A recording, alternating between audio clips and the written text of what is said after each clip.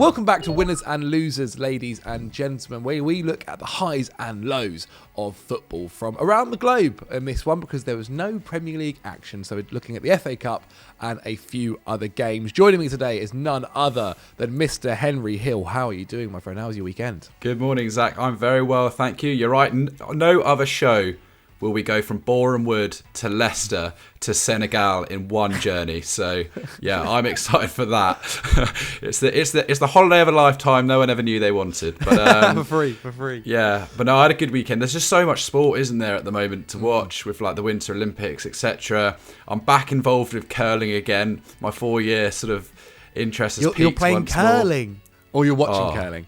I was watching curling. I haven't played it. No. Okay. Although I would love to. How fun does that look? Just sliding around, pushing a stone around for a few hours. Class, get me involved. That's my kind of sport as I'm getting older, I reckon. So yeah, but yeah, no, I had a good weekend, mate. How are you? Yeah, mine wasn't too bad, thank you, mate. Mine wasn't too bad. Didn't really do too much, and I was meant to play football on Sunday, and it got cancelled. So played squash instead. Really living that West London lifestyle now, mate. Really living it. Though I did get quoted on a court that I had to be. There was a 10-year waiting list to kind of sign up to a membership. So won't be doing that anytime soon. Anyway, let's get on to the football, and our talking point is none other than Senegal winning the African Cup of Nations. They claimed their first ever AFCON title after a nervy penalty shootout against seven-time champions, I should say, Egypt. The game had finished 0-0 after 120 minutes of football, but Sadio Mane settled things in emphatic fashion from the spot after Lachine hit the post and Edouard Mendy saved from Mohamed and Abdelmonem. I hope I pronounced that right. Apologies if not, Mohamed. Now, it was vindication for Senegal coach Aliou Cisse, who missed the spot kick in the 2002 final against Mali, while the Lions of Teranga were also defeated by Algeria in the previous AFCON back in 2019 in the showpiece event. Now, for Mohamed Salah, however, it was heartbreak, with the AFCON still missing from his trophy cabinet. Yeah, I mean, listen, heartbreak for Salah. He's had a tough tournament, really, because of Egypt's sort of backs to the wall styles. I mean, under Carlos Queiroz. I mean, you know what? There's a lot of debate about this. I think it's fair enough. If you haven't got the players to play flowing, attacking football, do what you need to do. And in fairness to Egypt, they got to the final only conceding twice, the same as Senegal. And they managed to... I saw Daniel's story of the eye say that it's an art in itself to bring the opposition down to your level, and I think that's what Egypt did in this game once more. I actually think you've got to respect it. You know, if we look at the way Greece won the Euros, there's different ways to go about business, and according to social media in Egypt, they weren't bothered at all. So anyway, commiserations to them, but it was a pretty sort of tough watch, I would say, for unless you were a football purist and enjoy sort of the intricacies of defence and whatnot. But that's kind of what we've come to expect from the AFCON final. Since 2002, 5 out of the 11 finals have gone to penalties after a 0-0 draw. Well, the game has only produced 3 goals or more twice in the last 48 years. If we look at this game, it was bitty, wasn't it? 52,000 total. And according to an article I read this morning, the ball was only in play for 40 minutes and 26 seconds of normal time, which is outrageously little, I must say. But of those minutes, Senegal were definitely pushing the most. They had 57% possession, took 13 shots to Egypt 7, with the Pharaohs only testing Mendy in goal on 3 occasions. Ironically, I thought the last 15 minutes was the most exciting. Crazy. End to end at times. It was beautiful. Yeah, absolutely agree. And let's just quickly talk about Gabaski in goal before we go on about Senegal's achievements, because he's become an unlikely hero for Egypt. He only came in goal in the knockout rounds, and he pulled up 4 penalty saves, including Sadio Mane in the first half, who smashed it as hard as he could. Maybe a little bit of advice from Salah there. He ended up saving 5 penalties in total, which is nuts for the 33-year-old. Yeah, and you know what? And he pulled up some brilliant saves throughout the game too. As we said, extra time, it kind of kicked up a little bit. Senegal brought in Dieng, who I thought was brilliant off the bench, the young Monaco forward. He tested Gabaski 3 times, but he was equal to it on every occasion. It went to penalties, where suddenly you're thinking, this is Egypt's. For all of Senegal's good work, great players like Ali Cisse, right back. I thought he was stunning throughout the match. But anyway, on penalties, Egypt had won 3 out of their 4 knockout matches to get to the final on pens, so you're backing them. And it looked like they were definitely going to win after Bouna Sarr missed his spot here. Well, Gabaski saved it once more. However, as we said, misses from Egypt and a save from Mendy turned the tide. And Zach, what about that penalty to win from Sadio Mane?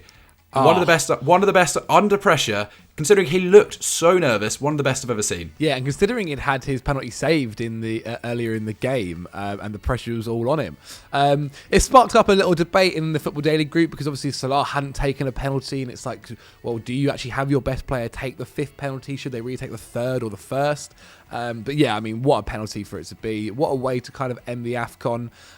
It was a good AFCON. I love the African Cup of Nations. I think sometimes the talk about it went a little bit crazy.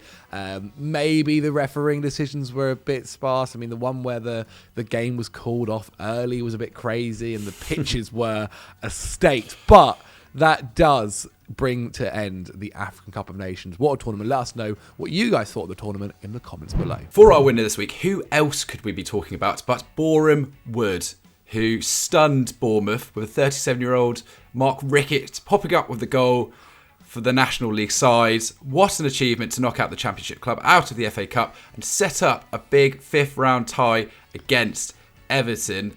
I mean, to go away on the road and beat the Cherries in their own backyard, so much respect to Boreham Wood. And the scenes at the end were just awesome, celebrating with their fans. And they did it the hard way too. Statistically, Bournemouth dominated with 82% possession, 18 shots to Boreham's 3, but could only manage 2 on target. We saw Solanke missing at the end and just chances just not falling their way. But I mean, get this about Boreham. Defensively, they've been unreal. The non-league club, who started the season's competitions at the 4th qualifying round, have not conceded a goal in 5 FA Cup games in 2021-22. That's nuts. That is nuts. What an achievement from the squad. And Bournemouth had their chances as well. Arguably their best chance came in the 76th minute when Philip Billing beat the offside trap to go 1-on-1 with the Boreham Wood goalkeeper Ty Ashby-Hammond, who I believe is a former Fulham boy, so I'll tip my hat to him. But his attempt went over the crossbar. So Zach, I mean, how fun for Boreham Wood, and what a trip away to Everton for the next round. Yeah, indeed. They will now travel to Frank Lampard's Everton, the last 16 of the FA Cup, arguably the biggest game in their 74-year history. And it's a fitting reward, considering that their chairman, Danny Hunter, had to remortgage his house in order to keep the club alive during the lockdown. Now, Boreham Wood are the first non-league team to make it to the 5th round of the FA Cup since Sutton United and Lincoln City back in 2017. When you remember that goalkeeper ate the pie, and you could bet on it and everything, and then there's a whole deal about that. Now, the difference between the two sides in the English football pyramid is 74 places, to show you how crazy it is. And keep in mind as well, Bournemouth had just had a January transfer window where they'd signed a lot of Premier League experienced players and really pushing to get promoted back to the top division. But look, it's the magic of the cup. There were a few of these. There really were. There was West Ham facing Kidderminster as well. Middlesbrough beating Manchester United. Chelsea went to extra time with Plymouth Argyle. It is the beauty of the cup. And I think sometimes you hear people say, maybe we should get rid of the League Cup. Maybe the FA Cup isn't as great as it once was. No. But when else do you see fixtures like this and games go this way? It is beautiful to see.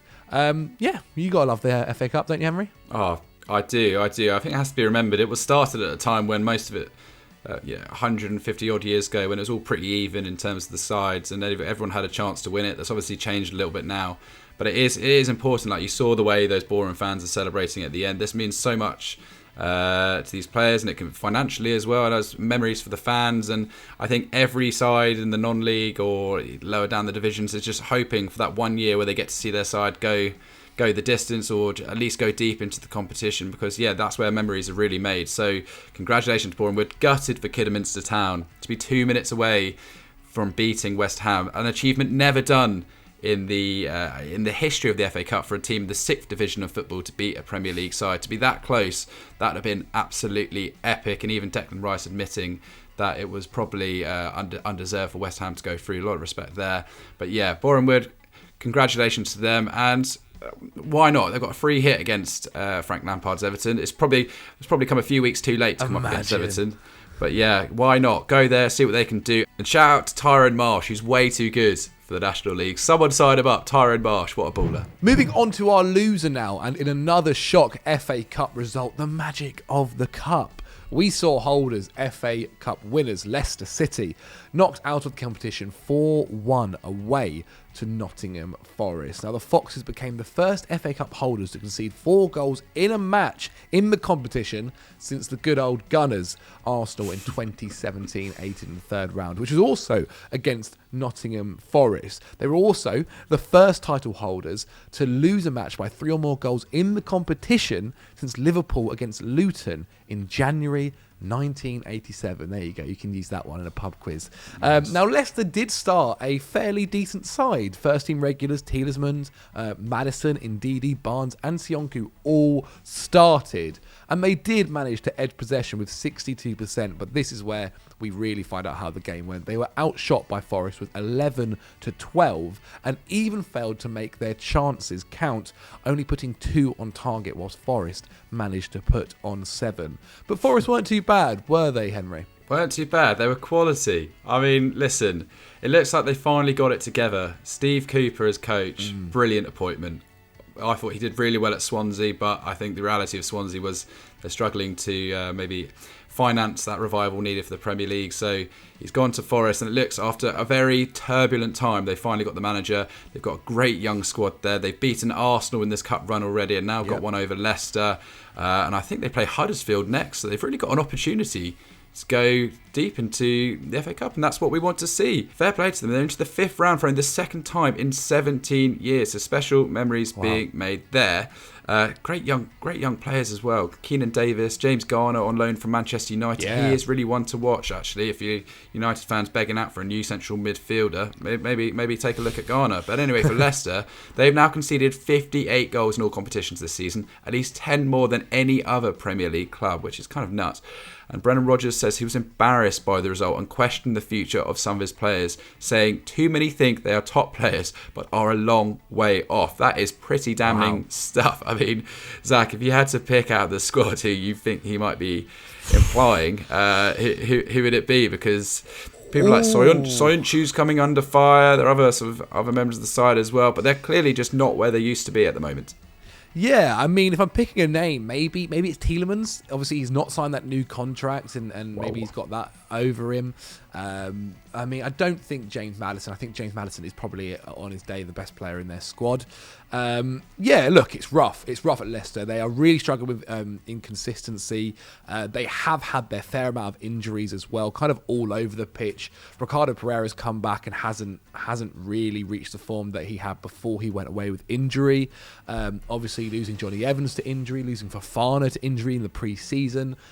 It's not great. But when they were given the opportunity in the transfer windows to kind of sign the players needed in January just gone, they didn't. I mean, they attempted to try and get defenders, that has to be said, but they didn't. And I think that kind of says it all right there. 58 goals in all competitions already conceded this season is a poor record. I think on top of that, Schmeichel's form has dipped as well this season. He was performing to an outrageous level the past couple of years, whereas this season it seems to have dropped below average, if I'm being quite honest.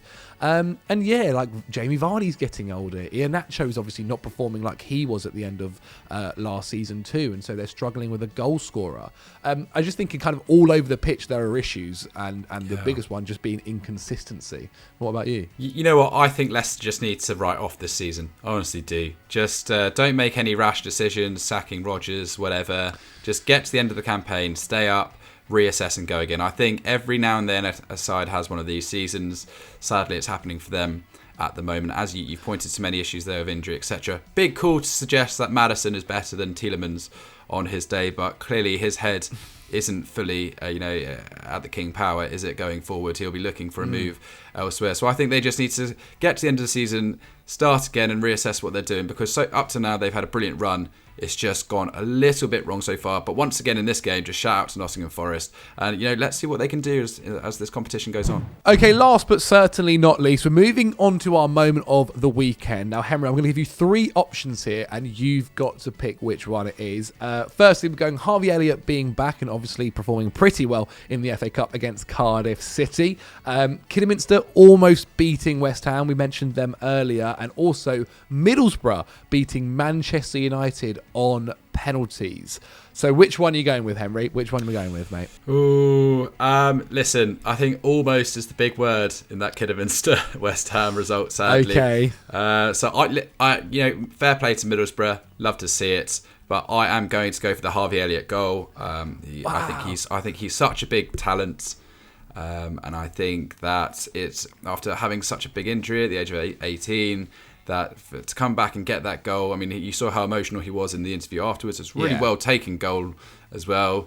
I'm really pleased for him. And competition for space is only going to get tougher. Luis Diaz there. It looks like Fabio Carvalho is arriving this summer.